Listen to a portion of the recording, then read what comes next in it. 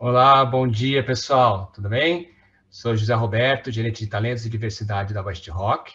Eu sou um homem gay, branco, cis. Eu estou usando óculos, barba. Meu cabelo é meio loiro hoje em dia, com umas barbinhas brancas aqui crescendo.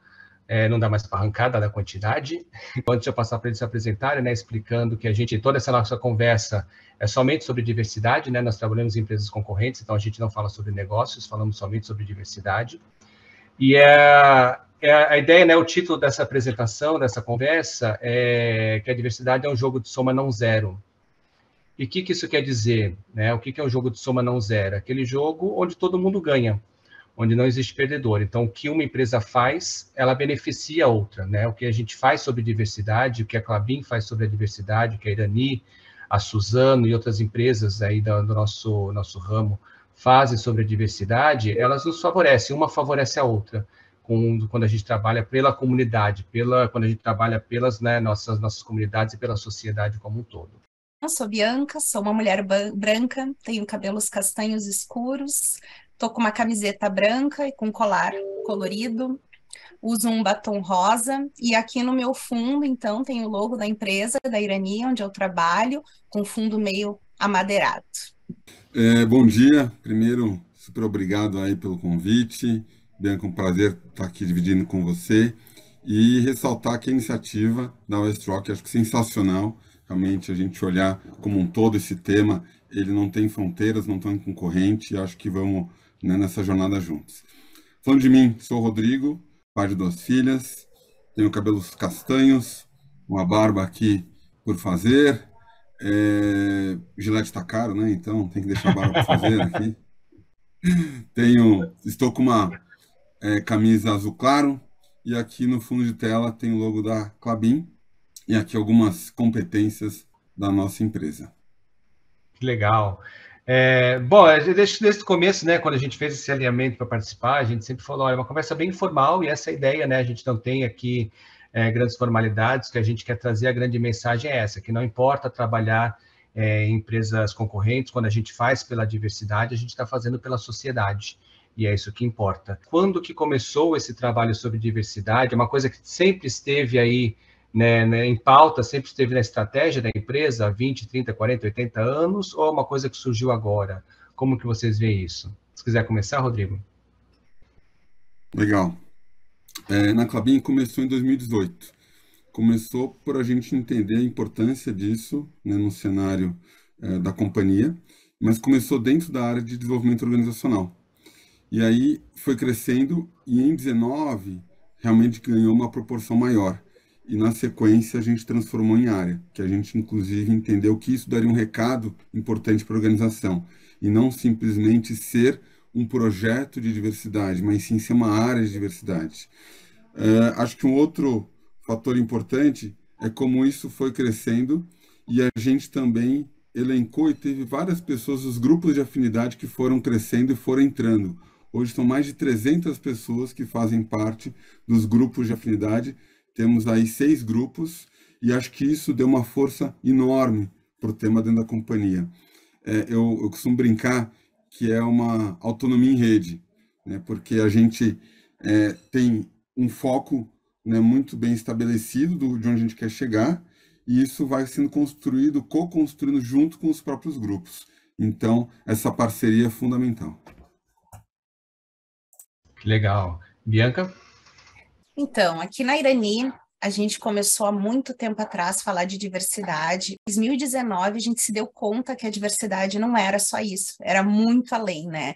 E às vezes eu parava e pensava assim, ai, que vergonha, né? Se dar conta disso em 2019 parecia algo tão, meu Deus, é tão óbvio que a diversidade é muito além, mas não foi para nós, né? E quando eu escuto outras empresas e olho para a nossa sociedade, eu vejo que não é tão óbvio assim como parece. E aí, em 2019, a gente pensou, tá, é muito maior que isso. O que que a gente vai fazer agora para trabalhar esse tema, né? A gente não sabia, a gente não conhecia, era novo para todo mundo. Nós decidimos fazer a nossa primeira pesquisa diagnóstica, porque foi onde a gente entendeu que era o ponto de partida para ver onde estamos com relação a esse tema. E aí, nos surpreendemos, né, primeiro com a quantidade de participantes, porque a ideia não era ser obrigatória a participação. A gente, a partir dos resultados dessa pesquisa diagnóstica, começamos a trabalhar com as nossas ações. Então, foi quando a gente começou a olhar para esse assunto e ver de que forma a gente podia trabalhar com isso. Aí são diversas ações que vêm acontecendo de lá para cá, mas é daqui que começamos, Legal, você colocou 2 pontos aí bem interessantes, Bianca. Dessa vergonha, né, de falar, como a gente não pensou nisso antes? Que foi algo que o Elzer trouxe ontem, nosso diretor florestal trouxe ontem, que ele é muito conectado com pessoas, e ele colocou isso, nossa, eu que sou tão conectado, sempre pensei sobre isso, sempre eu pensei pelo lado humano das coisas, que vergonha não ter me dado conta disso antes, né? E acho que é o sentimento que às vezes todo mundo tem, né? Às vezes fala, nossa, por que a gente só está se dando conta agora? E agora surgiu, né, ok, mas e as mulheres? E como começa essa mudança na sociedade, essa mudança cultural, a gente também começa ali de forma muito pontual, em 2017, com alguma ação, com uma palestra, começamos com um jogo que a gente tem interno, que chama Árvore da Diversidade, então todo mundo que entra sabe quais são os posicionamentos da empresa sobre diversidade, e isso aos poucos foi aumentando. De fato, quando a gente olha agora para 2020, foi quando ainda não temos uma área segregada, uma área separada só para diversidade, né? Ela é conjunta com a área de RH, de recrutamento e seleção. Então, eu cuido dessa parte, recrutamento e seleção, desenvolvimento de talentos e diversidade, essas 3 áreas juntas, no exclusivo diversidade. Mas acho que no último ano, nos últimos 2 anos, é que de fato virou uma área. Quando a gente fala dessa, nossa, a gente olhou ali, né? Quando a gente olha os outros concorrentes, quando a gente olha as outras empresas fazendo e falando aqui entre a gente também, geralmente essa história que nós 3 estamos montando aqui, isso que a gente está contando, é o que eu uso de exemplo para outras empresas. Muitas vezes a gente tem perguntas assim de, como que eu vou convencer minha liderança? Como que eu vou convencer, né, as pessoas na minha empresa? Fala, olha para os teus concorrentes, olha para os teus clientes, né? Então, se a Klabin está fazendo, movimentando alguma coisa, a Irani, a Suzano, qualquer outra empresa está movimentando, isso já, se eu não tivesse nessa jornada junto, já teria um alerta vermelho aqui, de falar, olha, está tendo uma movimentação, não só deles, mas de toda a sociedade, nossos clientes e fornecedores, em prol da diversidade. A nossa ideia não é só trazer tudo que a gente tem de bom, feito de bom, que acho que isso a gente publica já nas redes, né? Isso tá, acessar lá o LinkedIn da Irani, do Klabin, a gente tem lá todas as ações que vocês estão fazendo, a gente quer trazer as dificuldades. Quem está assistindo a gente, principalmente, o pessoal trabalha com diversidade, e eu tenho, às vezes, esse receio, né, de a gente falar muita coisa boa da diversidade e a pessoa achar que está muito distante, que é muito difícil, que a gente não tem nossas dificuldades. Então, começando aí pelo Rodrigo, se você puder compartilhar com a gente quais são as dificuldades, quais são os seus desafios, não é dificuldades, mas os desafios de hoje da Klabin em relação à diversidade. São muitos, né? Eu acho que é um dos temas mais complexos que a gente lida hoje em dia, né? Eu acho que ele tem uma sensibilidade muito grande. Eu acho que, por exemplo, é aquela questão que a gente tem que tomar muito cuidado de você não falar uma coisa e não fazer, né? Então, acho que isso é um tema muito importante. As empresas estão já tomando cuidado com isso e não poderia ser diferente. Em termos de desafios, o que eu vejo muito forte na Klabin é a questão da pluralidade. Ou seja, no início, assim como a Bianca trouxe, né, a gente também começou por gênero, e a gente sim está olhando para outras diversidades, mas tem muita oportunidade de a gente ampliar isso, né? Então a gente tem, por exemplo, a conexão lá com o Mover, tem nosso compromisso, temos uma outra meta, né, ligados ao ODS de inclusão, que tem aí o raciocínio de interseccionalidade, ou seja, abrangendo as outras, mas ainda precisamos dar mais foco, né? Muitas empresas estão muito preocupadas em trazer esses grupos minoritários para dentro das companhias. E isso está trazendo um outro problema. Quer dizer, você traz, por exemplo, muito mais negro, mas o quanto esse negro ele está sentindo, né, confortável naquela companhia. O quanto a gente tem que preparar o ambiente, né, o quanto a gente tem que preparar os gestores, a liderança, enfim. Então, eu acho que esse ponto a gente não pode esquecer só de trazer mais pessoas diversas, mas sim como incluí-las. Tem aquela velha história lá não é só também fazer a pessoa dançar na festa. É mais do que dançar. É ela escolher a música, ela saber se ela quer dançar ou não, ela participar, é ela escolher a dança, ela escolher a festa, ela escolher a música, ou seja, é muito mais do que isso. Ai, perfeito, Rodrigo. Eu concordo com 100% de tudo que tu traz e é a nossa realidade aqui também, né? A Irani, ela optou por uma jornada de respeito com relação a esse tema, né? E quando eu falo de respeito, eu tô falando do respeito aos grupos minorizados, a quem não faz parte de grupo minorizado e também está se adaptando a esse momento da diversidade que é tão novo para todos, né? Então a gente sabe que não é uma virada de chave, não é de um dia para a noite que as pessoas serão inclusivas, né, serão acolhedoras. Então a gente de fato precisa preparar o time para isso. E o que a gente optou por isso, né? Primeiro, falar sobre o tema, nunca deixar de falar sobre o tema, né? Porque no momento que tu esquece, é mais fácil eu não falar disso porque ainda me incomoda. Para algumas pessoas esse assunto ainda é difícil. Então ficar quietinho é melhor, que daí a gente finge que não existe. Então a gente optou por cada vez mais falar, trazer letramento, né? Falar em treinamentos, colocar nas nossas jornadas educadoras, tanto de liderança como de não líderes, fazer mentorias, né, para públicos específicos, como o grupo de mulheres que a gente fez, como o nosso foco neste momento está sendo a questão de gênero, a gente entende que a gente também precisa fortalecer esse grupo de mulheres para elas terem o empoderamento de se posicionar diante de um público tão masculinizado, né, para a gente ir buscando o espaço. Então, os desafios são muito semelhantes ao do Rodrigo, né? A nossa ideia não é criar muitos projetos, porque o nosso receio é exatamente esse, a gente criar os projetos, fazer, às vezes, bancos, por exemplo, banco de trainee, que às vezes a gente vê que é muito comum, né? O banco de talentos específicos para grupos minorizados, e a gente não conseguir acolher da melhor forma, porque eu não tenho ainda o meu grupo de colaboradores 100% capacitado, né, para acolher e incluir de fato. Então, acho que essa tem sido a nossa jornada, né, de muito respeito, de entender, né, e fazer as pessoas entenderem que os vieses fazem parte da nossa vida e de todos nós. Eu acho que esse é o principal ponto. Para mim foi disruptivo, agora falando de Bianca Pessoa, independente de ser profissional da Irani, né, para mim foi disruptivo quando eu entendi que eu tinha vieses, né, e que eu tinha que olhar para eles, trabalhar com eles, né, para poder dar essa virada de chave. Isso não é simples, tá, gente? Não é nada simples, e aí eu fico pensando, às vezes, em realidades tão diferentes que a gente tem dentro das nossas indústrias, né, que são muito semelhantes do tipo de negócio. Então, assim, às vezes tu tem profissionais com uma escolaridade um pouco mais baixa, vivendo em municípios, né, menores, em que às vezes a informação demora um pouco mais para chegar, e são realidades culturais diferentes também. Como é que tu trabalha com tudo isso? Será que um dia a gente consegue colocar todo mundo na mesma linha? Estamos trabalhando para isso, né? Mas para eu conseguir chegar, eu vou precisar ter, de fato, uma jornada de muito, muito respeito, entendimento e acolhimento do outro. Legal. Bianca trouxe esse ponto sobre o viés, né? Que a gente já tem comentado agora, que não é uma coisa que você vai se livrar, é uma coisa que faz parte do ser humano, é uma coisa que você precisa. Em muitos momentos você precisa do seu viés. O que a gente fala do problema do viés não examinado é quando você utiliza isso no processo de seleção de pessoas.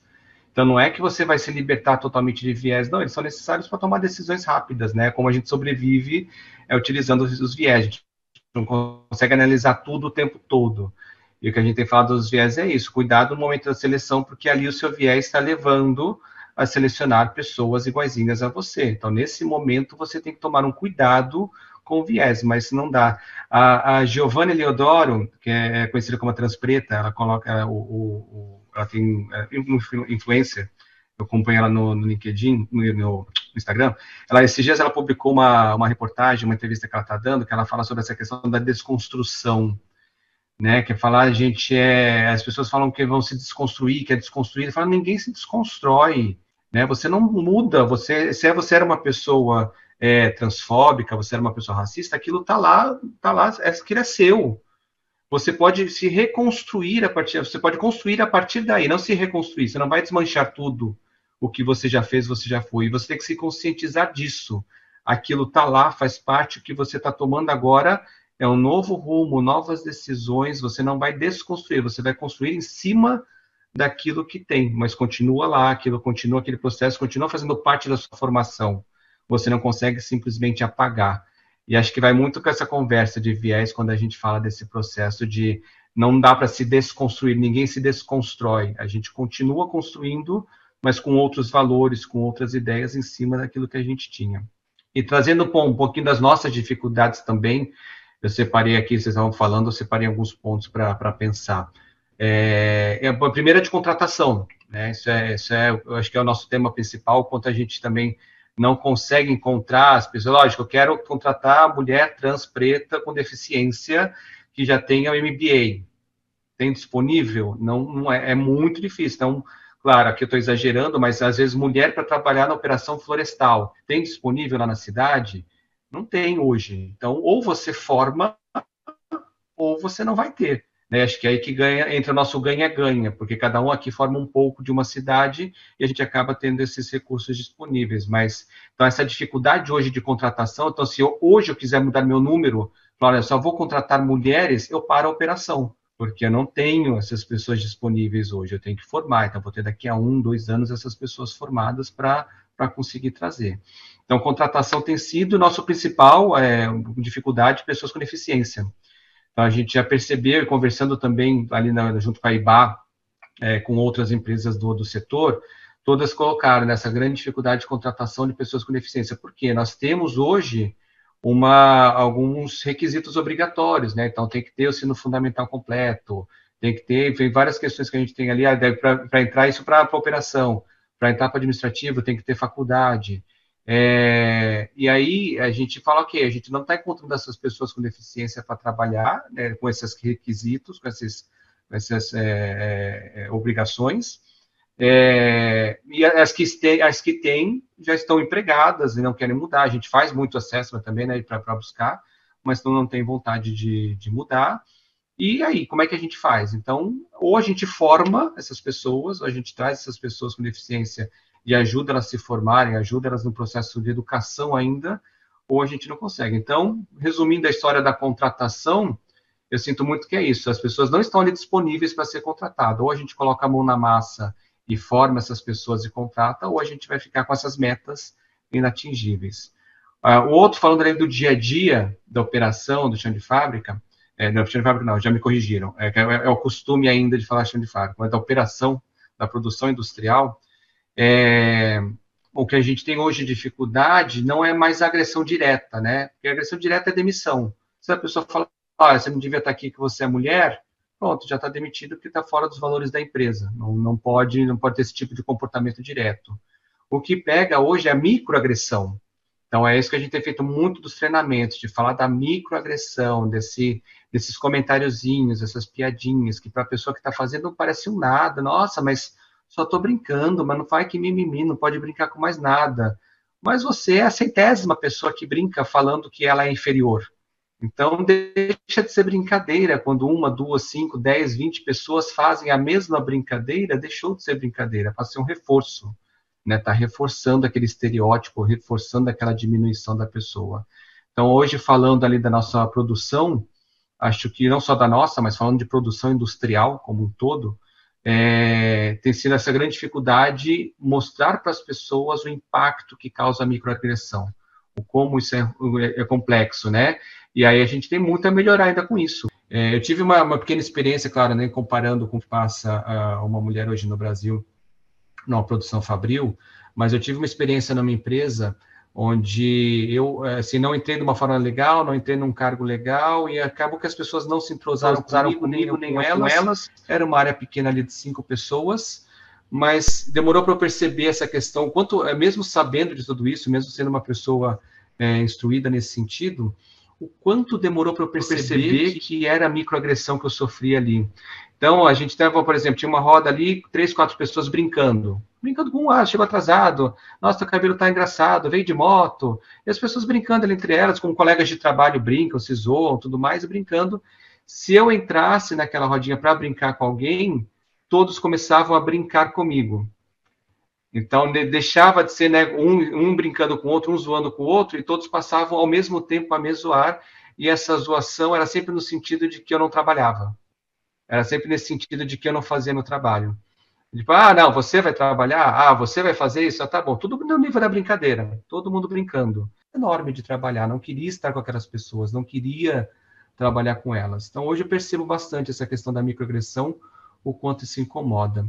E terceiro ponto, quando vocês estavam falando aqui, que eu levantei das nossas dificuldades com o líder, do quanto trazer a diversidade não é simplesmente trazer e pronto. Qual que é o primeiro líder que tem lá, que colocou uma mulher para trabalhar, né? E aqui falando de diversidade real, falando de diversidade na prática, na produção. Então, eu coloquei lá uma mulher para trabalhar, ou 2, 3 mulheres no meu time. E agora elas produzem menos do que os rapazes. Como é que fica? O que eu explico para esse líder? Porque a ação que ele quer tomar é simplesmente falar assim, não vou contratar mais mulheres.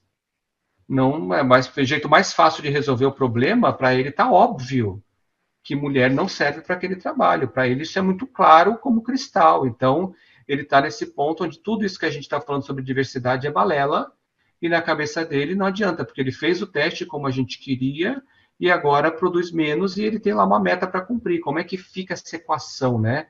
Então, o que a gente fala nesse momento é a importância do papel do sponsor nesse processo, do sponsor falar ali, olha, você precisa tratar os problemas, vai entender por que ela está performando menos, ela está sendo tratada da mesma forma, o banheiro dela está tão próximo quanto dos homens, ela tem banheiro suficiente, ela teve treinamento adequado, ela está ali, olhando de forma mais macro, numa sociedade que ensinou ela a ter autoconfiança, problema de autoconfiança porque não veio daquela cultura, e a gente tem que trabalhar isso, vai tratar os problemas, porque ela tem sim a mesma capacidade que qualquer homem. Então vai resolver o problema e não deixar de contratar. E daí queria saber se vocês têm algum exemplo nesse sentido de dificuldades na prática, dificuldades no dia a dia, que reclamações que vocês têm, que situações que vocês têm, que vocês poderiam compartilhar de dificuldades reais, práticas. Você quer começar, Bia?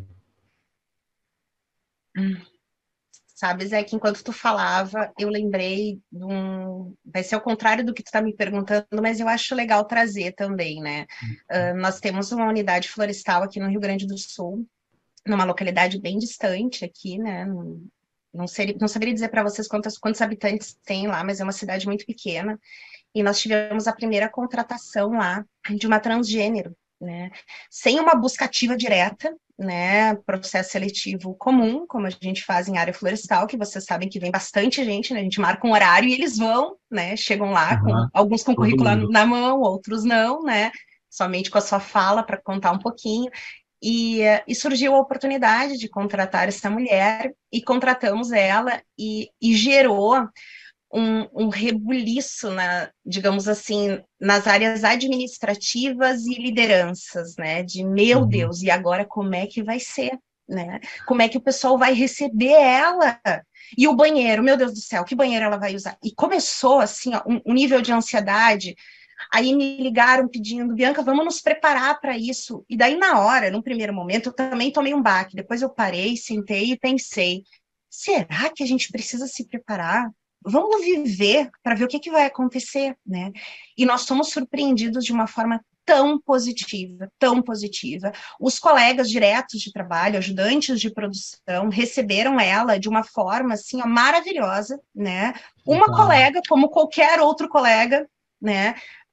Foi orientada por eles. A questão do banheiro, se decidiu que ela ia usar aquele que ela se sentisse à vontade, né? Onde ela entende que é o espaço dela, e nós nunca tivemos um problema, né? Nenhuma denúncia em canal de ética, nenhum ponto que ela trouxe para nós de atenção, né? Claro que a gente deu uma monitorada inicial para poder acompanhar, porque o medo era nosso, né? E isso não aconteceu. E às vezes eu conto e tem gente que diz, mas tu tem certeza que não aconteceu? Olha como a gente é, de fato, enviesado nesse bolha, né? Exato. A gente está numa bolha. Exatamente. Legal. Desculpa te interromper, mas que você falou desse ponto, eu lembrei, eu contei aqui durante essa semana, eu contei outro caso, onde uma líder de operação nossa, ela também acho que é coordenadora, se eu não me engano, de operação, ela é uma mulher lésbica, e ela estava comentando sobre isso, ela estava escutando 2 homens conversando, um falando do esmalte do outro.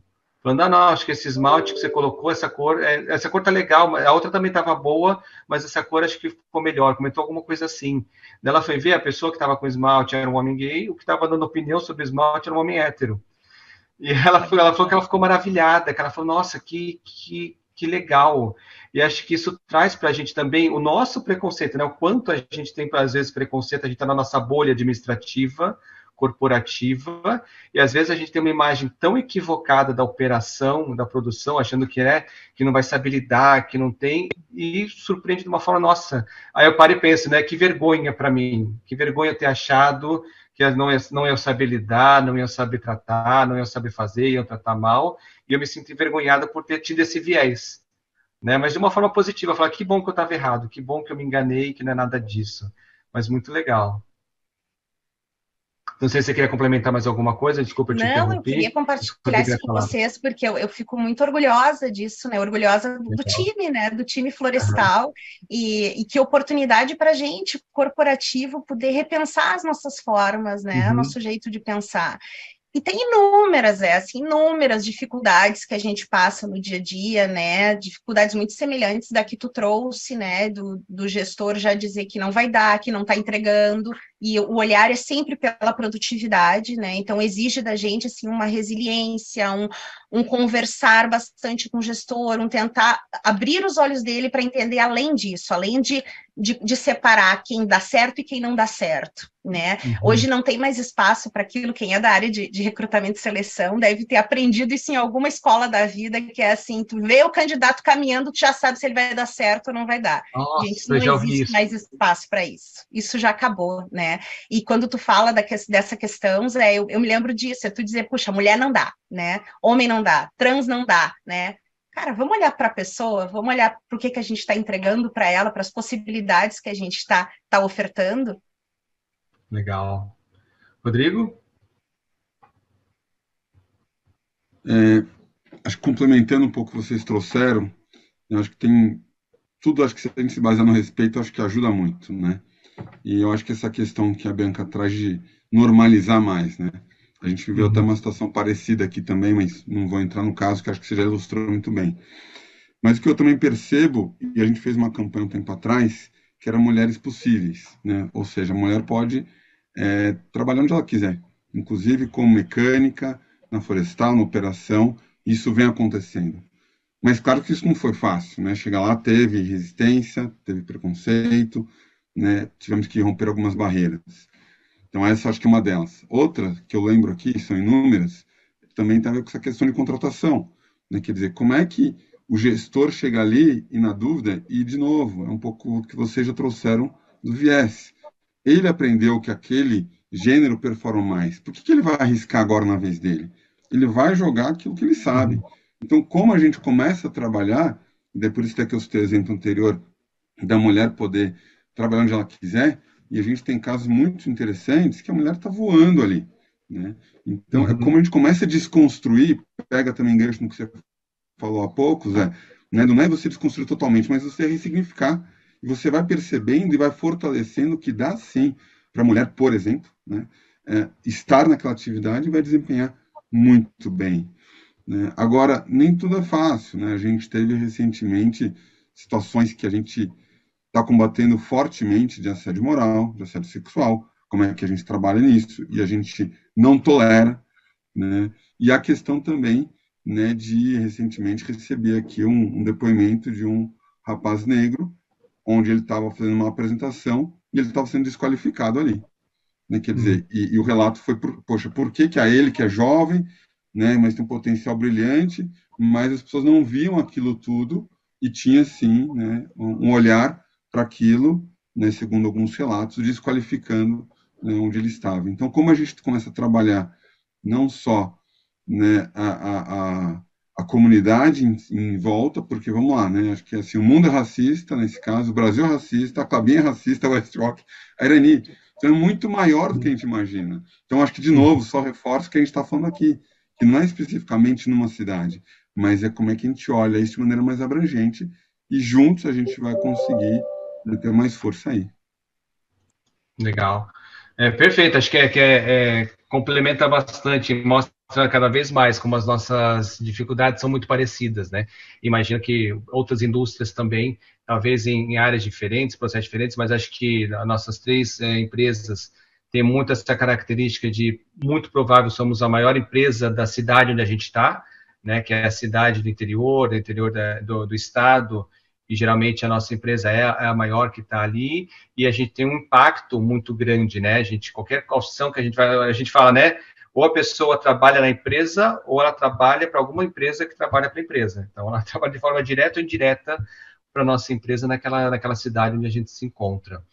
E aí, seguindo em frente aqui com as nossas ideias, queria saber um pouquinho mais dos processos de capacitação. Então, a gente falou, né, a gente já falou por alto que esse é o caminho, a gente não encontra essas pessoas preparadas, né? Como que a gente capacita, que projetos, e daí eu queria, na verdade, trazer justamente para parabenizar, para mostrar o quanto a diversidade que vocês fazem, que vocês trazem, que vocês trabalham, também me favorece, também me beneficia enquanto empresa concorrente, quando os nossos concorrentes também trabalham com diversidade. Então, eu queria conhecer um pouquinho mais aí dos projetos de capacitação que vocês têm sobre de comunidades, ou qualquer, até interno mesmo, porque se a pessoa um dia está ali, outro dia aceitou outra proposta, né? Às vezes a gente quer pegar no pescoço de vocês e falar, você roubou meu recurso! Mas faz parte do jogo, né? A gente não tem nenhum tipo de problema quanto a isso. Então, é só isso, né? A pessoa que você treina aí, de repente, outro dia está aqui, outro dia está na Irani, outro dia está em outra empresa, e são pessoas que cada vez mais a gente está mudando uma cultura, né, de todo mundo. Então, eu queria conhecer um pouquinho mais esses projetos de vocês. Se quiser começar, Rodrigo? Legal, Zé. Acho que isso é fundamental. Acho que você trouxe antes até uma questão de como a gente trabalha a base para isso ir subindo, né? Então, acho que isso é fundamental. Mas não só isso, né? Daí eu posso citar 2 exemplos interessantes. Um deles é uma parceria que a gente fechou lá com o Senai em Santa Catarina para capacitação de pessoas com deficiência. Então, é realmente no sentido de formá-las e depois a gente poder contratá-las. Mas é o que você trouxe. Quer dizer, hoje essa pessoa está na Klabin, tá. Mas amanhã ela pode estar na Stroke, na Irani, na Suzano, enfim. Então, acho que você está capacitando, né, para a sociedade. Um segundo chama Integra Klabin, que é um programa de estágio que a Klabin desenvolveu cerca de 2, 3 anos atrás, onde o foco inicial ele foi renda, né? Então, a gente tem ali todo um critério, a gente teve um número de inscritos muito interessantes, mas a gente acabou também de tabela, né? Obviamente, você tem uma questão aí óbvia, que as pessoas de classe mais simples acabam sendo as pessoas negras e pardas. Então, também acabamos atingindo esse público. O que é interessante é que a gente tem um índice, a gente está na 3ª turma, de efetivação desse grupo do Integra Klabin, semelhante ao da Geração K, que é o programa de estágio, né, normal. Então, isso mostra o quanto este perfil desse profissional está sendo tão bom quanto o outro. Não tem diferença nenhuma. Né? O que mostra realmente que assim, dar oportunidade para essas pessoas, elas sentaram ali e estão desempenhando, né, muito bem as suas funções. Bia? Então, aqui na Irani, a gente colocou dentro da jornada educadora de líderes e alta liderança, né, um programa de diversidade. Então, ele acontece anualmente, posso dizer, né? Nesse ano já fechamos o ciclo, mas já está previsto para o ano que vem. Acho que é muito importante, né, a gente trabalhar a base, trabalhar o meio da base, mas a alta liderança também é muito necessário que ela seja olhada de perto, né? Porque eles acabam sendo os grandes impulsionadores desse tema internamente. Então, hoje, além de fazer a jornada educadora com capacitações, né, com apoio de consultoria externa para isso, a gente também faz mentorias individuais. Então, hoje, a nossa presidência e os nossos diretores são mentorados no tema da diversidade, né, e gostam disso e pedem para a gente, né, para estar sendo olhado para isso seguidamente, porque é necessário por tudo que a gente já falou até aqui.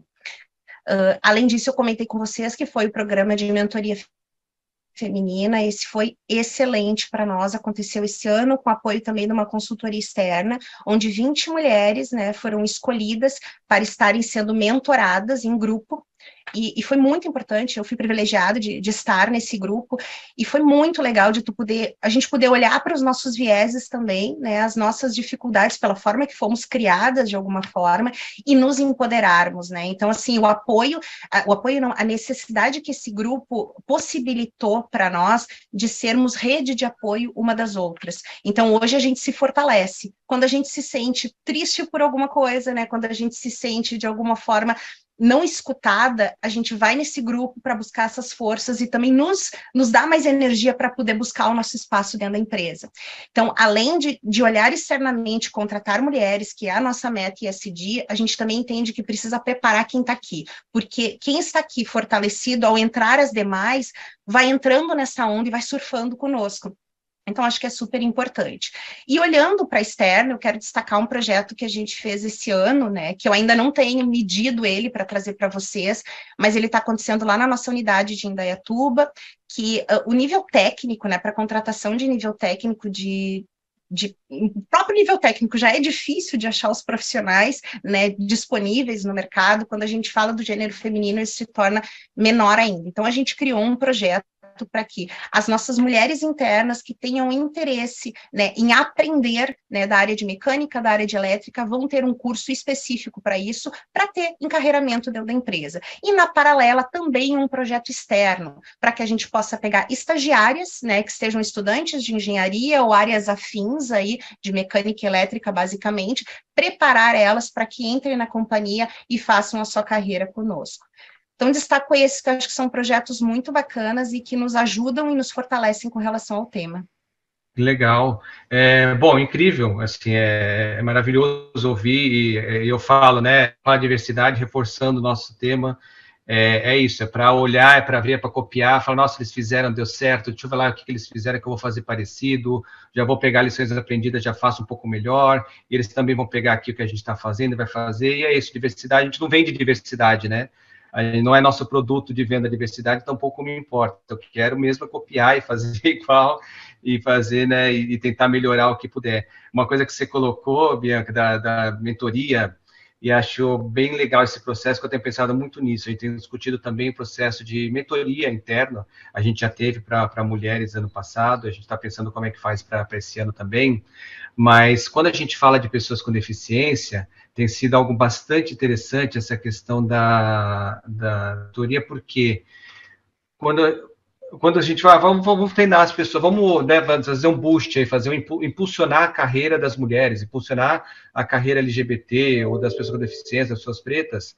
A questão é que você tem cargos muito distintos, momentos de vida muito distintos, necessidades muito distintas. Então, a necessidade da pessoa preta e parda não é igual de todas. Cada pessoa é um indivíduo com uma necessidade específica. Diferente se você pegar, vou pegar todo o meu time de tal lugar, então, por exemplo, peguei todo o meu time de Talent Acquisition e vou dar um treinamento de Excel para o meu time inteiro. Ok, né, eu dei um treinamento para o time porque o time todo carecia dessa necessidade. Agora, quando a gente fala de diversidade, são pessoas em situações, em momentos de necessidade. Então, acho que os programas de mentoria casam assim perfeitamente com esse público de diversidade, porque daí é isso, você vai ver a necessidade de desenvolvimento individual e colocar uma pessoa para mentorar, né, aquela pessoa naquele desenvolvimento. E considerando, então, isso, as necessidades e contexto específico de cada pessoa, aquilo que ela precisa desenvolver, e não tratar como se fosse, as pessoas pretas têm uma necessidade, porque o que eu vou treinar as mulheres tem uma necessidade, não. Cada mulher vai ter a sua própria necessidade, e você precisa fazer a mentoria, um a um ali, para conseguir desenvolver. E outro ponto que você colocou também sobre o abrir internamente, a gente aprendeu isso agora também, a gente está falando dos nossos projetos já, um deles é o Desenvolve, que a gente também está lá em Três Barras, no estado de Santa Catarina, divisa com o Paraná, e ali a gente também vai ter um projeto, a gente já teve uma parte de Desenvolve agora, teve uma fase, a gente vai ter outra agora com curso de formação de até 2 anos de duração. Então, é um treinamento muito grande, né, muito longo, um curso técnico, de fato, a pessoa sai formada e, novamente, repetindo aqui, para trabalhar em qualquer empresa. Ela não tem garantia de vaga na West Rock fazendo o curso é pago, gratuito, em parceria também com o SESI, com o Senai, assim como a Clabin. A gente também tem essas parcerias, e aí a gente pensou de que vamos abrir, começa aquela questão da seleção, né? Mas quantas pessoas, para que a gente vai direcionar? Pessoas com deficiência, pessoas trans, qual vai ser o nosso público? E a gente percebeu, ok, a gente precisa também olhar para o nosso público interno. Não dá só, e daí puxando o que a Bianca falou, né? Não dá simplesmente só para a gente abrir para a pessoa externa e o nosso público interno, porque a gente está dando um curso que tem um altíssimo valor agregado, a pessoa vai sair com uma formação técnica. Então, a gente tem que abrir também um percentual ali das vagas para pessoas que já trabalham hoje com a gente, que queiram fazer esse treinamento. E acho que isso é uma composição interessante. Eu percebo em vários momentos isso. Quando a gente fala da diversidade, eu tenho tomado muito cuidado com processos exclusivos. Né? Quando a gente vamos fazer a vaga de estágio, mas eu falo, gente, não vamos fazer 100% só para essas diversidades que a gente trabalha, porque eu tenho funcionários que quer que o filho trabalhe na West Rock também. A pessoa trabalha 40, 50 anos na West Rock, também quer que o filho venha trabalhar, também quer. A gente tem que abrir vagas mistas. Claro, a gente vai dar preferência, priorizar, ter uma quantidade maior de pessoas dentro dessas 4 diversidades que a gente trabalha hoje, tudo bem. Mas vamos também ter outras pessoas, porque senão a gente acaba, essas pessoas também se sentem excluídas desse processo, né? E a gente não pode excluir ninguém, a gente quer que essas pessoas participem, porque elas também são diversidade, também fazem parte da diversidade. Que a gente tem que buscar sempre a intenção e a priorização, mas não a exclusividade. Porém, há momentos, sim, a exclusividade é uma ferramenta também, mas é que a gente usa em último caso. Então, existem processos nossos, como a gente fez no Florestal, estagiárias 100% mulheres, isso é exclusivo, porque a curva ali de crescimento, a quantidade de mulheres que a gente tem que trazer é muito grande, o desafio é maior, então, como último recurso, vai ter que ser isso, né? Vai ter que ser 100%. Mas é uma ferramenta que a gente usa por último, quando não tem mais, já zerou as outras opções. Então, esse é um dos projetos que a gente tem, o Desenvolve, que é o de treinamento, né? A gente já fez algumas turmas menores. E uma coisa que a Cíntia trouxe hoje, nossa diretora de comunicação e sustentabilidade, é do cuidado que a gente precisa ter com esses processos, porque a gente sai anunciando também para as cidades, fala, olha, você pode, né? Vem a mulher, vem a pessoa trans, vem a pessoa negra, todo mundo pode trabalhar, tal. Aí a gente gera uma expectativa muito grande, a gente tem lá um limite de vagas, 100 vagas, 500 pessoas se inscrevem. Então, para 400 pessoas, você vai falar, vem pelo não mútuo, né? Vem, mas não agora. E aí você acaba frustrando 400 pessoas com esse teu processo e beneficiando 100. Então, é um processo complexo também, que a gente tem que cuidar dessas pessoas. Falar, olha, não nesse agora, mas vão ter outras oportunidades. Então, esses nossos processos com a comunidade são bem complexos também da gente lidar. Pois é, contribuindo no que tu está trazendo, a gente fez um teste aqui, bem nessa linha, né? Não sabia se ia dar certo ou não. É difícil, o público LGBT, a gente acaba dependendo da autodeclaração para saber, e não é meu interesse em processo seletivo também, né? Saber diretamente a que grupo a pessoa pertence, mas fico muito feliz quando a pessoa, né, consegue dizer isso com naturalidade, isso mostra que o espaço é um espaço de confiança, né? E a gente criou um banco de talentos LGBT. E primeiro criamos para sentir, porque a gente tem um pensamento muito parecido com o teu, né, com relação à vaga exclusiva, a gente ainda não está se experimentando nesse formato, a gente prefere ir devagarzinho, né, mas tendo o olhar para o grupo minorizado, e esse grupo LGBT, o banco está enorme, está cheio de currículo, né? E daí eu chamei meu time de atração e disse, gente, não podemos esquecer de olhar para esse banco em todos os nossos processos seletivos, né? Porque isso acaba sendo natural, da gente vai, tá lá, deixa lá, que é bem o que tu disse, né? Cria a expectativa da pessoa que se inscreveu e fica lá. E aí, essa semana, eu tive depoimento de 2 analistas dizendo, então, que nós acabamos de contratar agora um profissional que veio daquele grupo, né, um profissional administrativo, e que se sentiu super à vontade para trazer isso no processo seletivo, né, e depois uma outra pessoa que não veio diretamente do grupo, do banco, mas que também nos trouxe com muita naturalidade, olha, eu senti que vocês são, de fato, uma empresa inclusiva, então eu queria poder contar, né, que eu sou casada com uma mulher e tal. Então, isso é muito bacana. Então, às vezes, a possibilidade de abrir um banco também pode ajudar. Legal. Uma coisa, só um comentário sobre banco, eu vejo o banco de 2 formas, né? Para mim, como que tem funcionado na nossa experiência?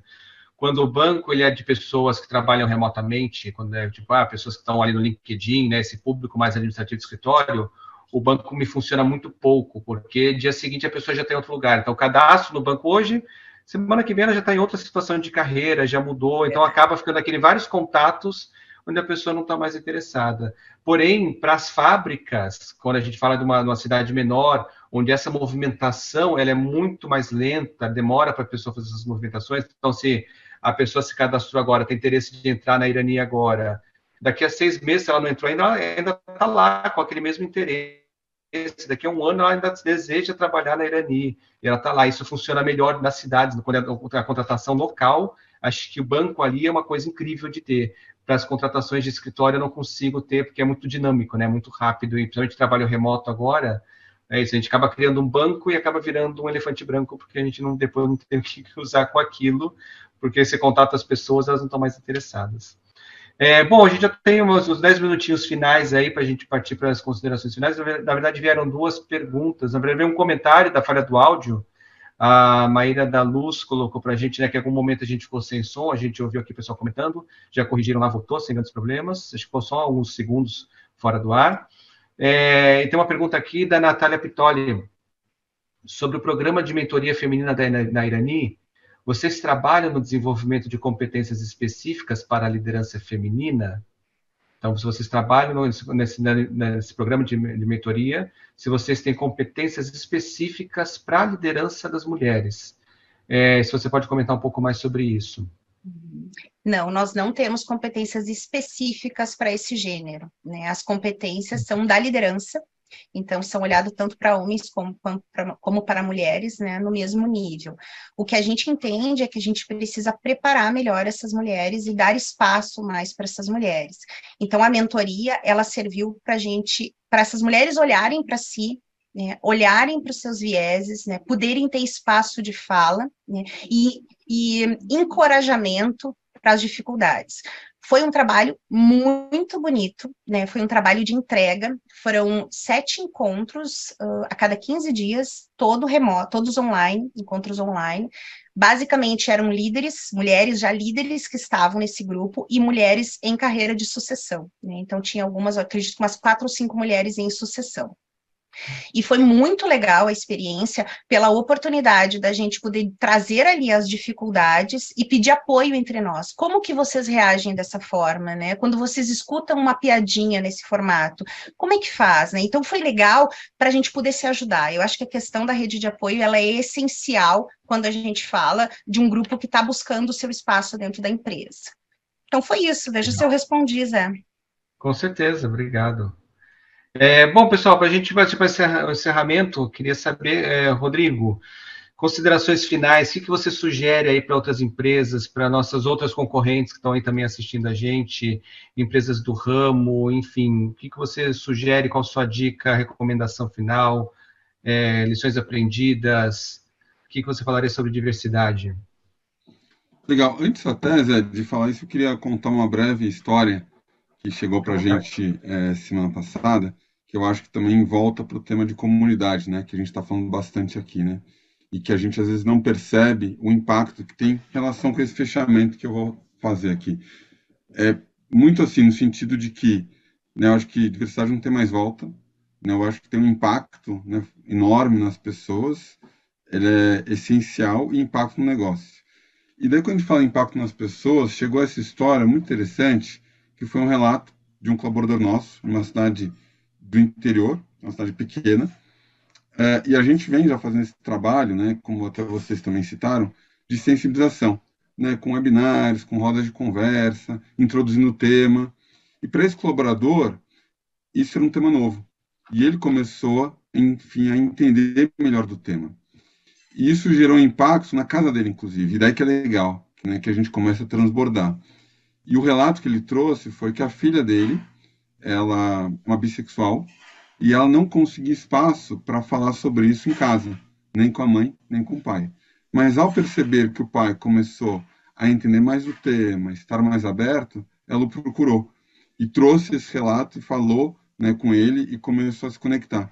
E não falou com a mãe, mas falou com o pai, porque sentiu uma abertura no pai para o tema. E o pai trouxe isso para nós, né, e comentou o impacto que isso teve na vida dele, de conseguir se aproximar da filha, e o quanto isso fez bem, não só para ele como pai, mas a filha percebendo na relação em casa. Então, acho que aqui é muito mais um convite para a gente continuar, né, trabalhando fortemente no tema, e que o impacto ele é brutal em diversas frentes. Maravilhoso, obrigado por compartilhar. Bia? Então, acho que o recado que eu deixo, assim, olhem para o seu público interno, né? Olhem talvez mais para o interno do que também para o externo, né? Acho que o externo é consequência de todo o trabalho que a gente faz internamente. Não que a gente não tenha que olhar e fazer coisas para a comunidade e a importância de fazer webinars, a Irani faz tudo isso, mas eu acho que a gente tem que olhar também para dentro de casa e ver que oportunidades a gente tem também de preparar as pessoas aqui de dentro. Olhem para a alta liderança, percebam que existem níveis diferentes dentro da empresa e formas diferentes de tratar o assunto. O tema da diversidade não pode ser deixado de falar em nenhum momento, e talvez ele vai ter que ser falado de diferentes formas, né? Com a alta liderança, com o time administrativo, talvez o formato vai ser capacitação, EAD, e com o time de operação, né? Qual é o melhor formato? Para nós aqui foram rodas de conversa, informais, puxadas pelo núcleo de diversidade, né? Então, assim, pensem que forma vocês conseguem chegar em cada um dos colaboradores, para que o assunto não fique só com um grupo da empresa, né? Isso é importante que esteja sendo tratado por todos os caminhos.